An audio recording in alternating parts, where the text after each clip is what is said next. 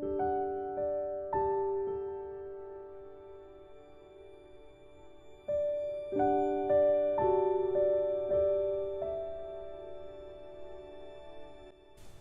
how you doing? This is Jonathan again.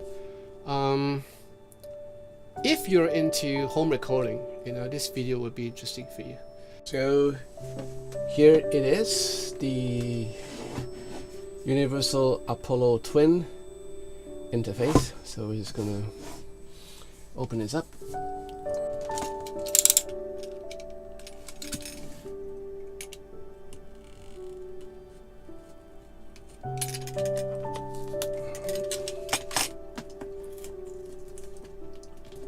I don't know how does this slide out both sides.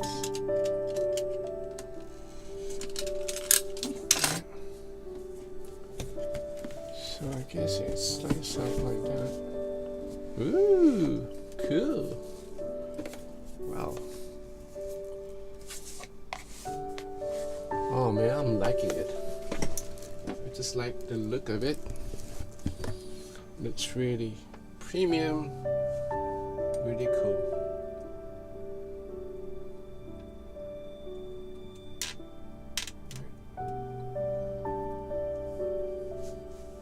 So that's the Apollo Twin from Universal Audio. It's gonna be it's a bit hefty. It'll take a lot of real estate in my desk. Hope I can find a place for this. Comes in with a getting started card. Yeah, let's put it aside. Comes with I'm not mistaken, this is the power adapter. Yep, so it needs a power supply to power it up. And then it has what's this? All the various connectors for your power supply. It's pretty decent of them. Yeah. So I have all this. Let's just put it away. Alright, in the corner. Sponge, and that's about it, I guess. That's about it. Yeah, so I would need to download the driver for this unit in order for it to work with the MacBook Pro.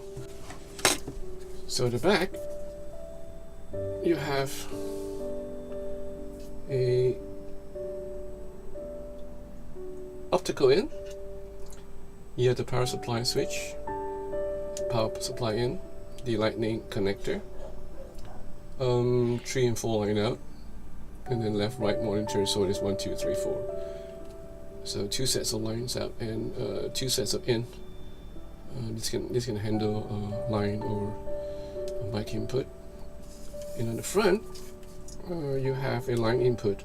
So I guess this will probably take the place of either one of these inputs at the back.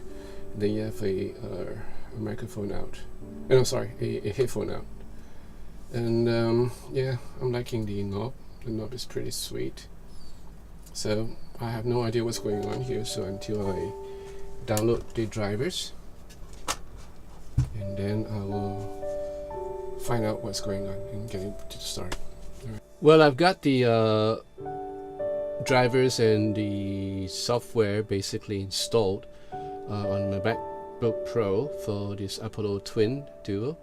Incidentally, this is the Apollo Twin Mark II Lightning Bolt version, and there are a couple of versions available. So there is the Apollo Twin Duo USB, as well as Apollo Twin Duo Thunderbolt.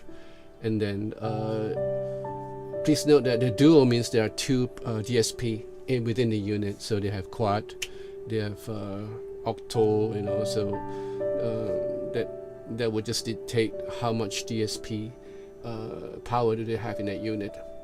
So the installation of the software and the drivers are a breeze, except that I'm running Mojave as the OS, as the Mac OS, so it's a bit unstable at first. It couldn't read the drivers, it couldn't read the unit at first, but patience won the day, and yeah, I managed to get it all working now, so it's pretty stable right now.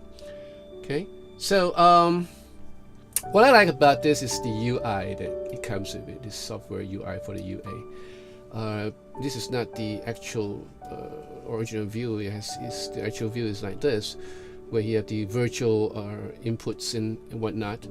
I decided to shrink it all down to just the 2 inputs that I'll be using most. So I'll go through with you what the finer details that I found out as I was going through this whole thing, right? And there is a control room mode. What you can see here is a control room mode here, which is really useful because you have the talkback button. So it serves like a how you would record vocals in the studio. So when you press this, there's a mic that is inbuilt into the unit itself, and the singer can actually hear what you are trying to tell them. Apart from that, the faders control how loud your input of the signal will be going to your DAW. And right now I'm using Digital Performer, so I have this track enabled to record, so it's actually recording my voice as I speak, right? So this dictates how much input it goes into my DAW. And then there's a gain here.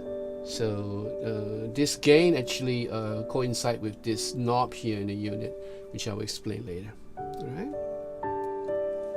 As you can see from the front panel, there is a 1/4 inch in and a headphone jack out, and there are two what you call two connectors at the back for both 1/4 inch and XLR.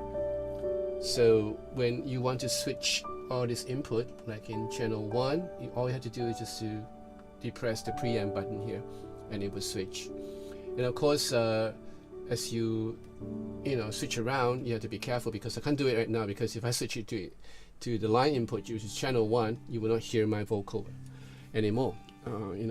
So you have the monitor unit, where in this case I think I could do it. So when I depress the monitor button, it goes to the headphone. Depress it again, it goes to the monitor speakers, in this case, which I had hooked up at the back. So this knob will then control how loud I want to hear it. And now I'm back again. So basically this is about it, all right, for the front. Now for the software portion of this whole thing. When I bought this unit, Tormund informed me that there are free plugins which you can download by Neve and Fender from the 1st of October to the 31st of December. And the plugins worth a value of 647 euros. So as long as you register your unit, you get all these free plugins. And basically the plugins are pretty cool, especially the ones that I'm using for my voice, which is actually a LA2A.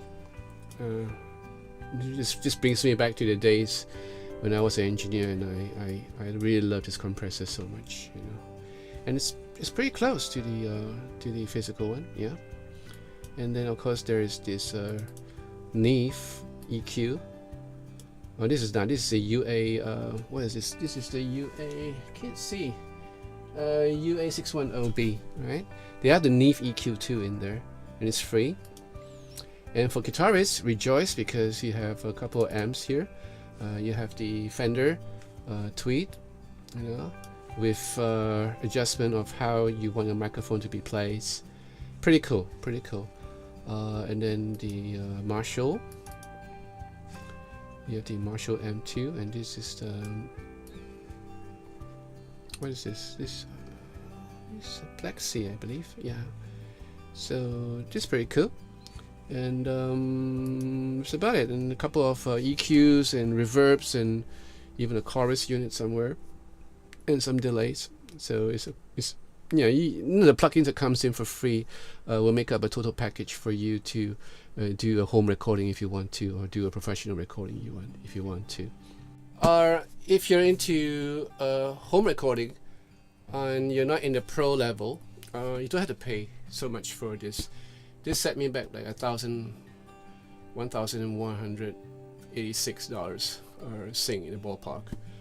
I'll put the price down below somewhere here.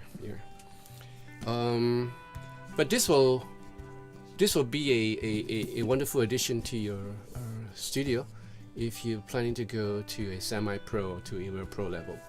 I used to use the Line 6 UX2 for the longest time, and that I highly recommend to those who are just starting out doing recording at home, especially if you're a guitarist or a bassist, because it comes in with a whole range of amplifiers and bass amplifiers and effects, and you can actually use it before you print it on the door on your digital audio station. Of course, my friend Jovi, my engineer friend, loaned me this complete audio 6, and I was like contemplating on getting this at first. I can see this. Yeah, so I was contemplating on getting this at first until he recommended the Universal Audio.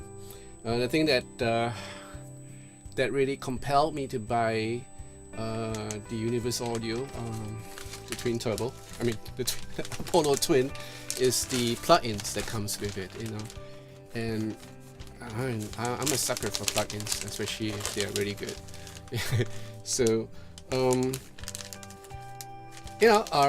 go with your budget, and this is relatively cheap, but this doesn't have a DSP in it, so you can't drive you can't drive too much plugins, quality ones anyway.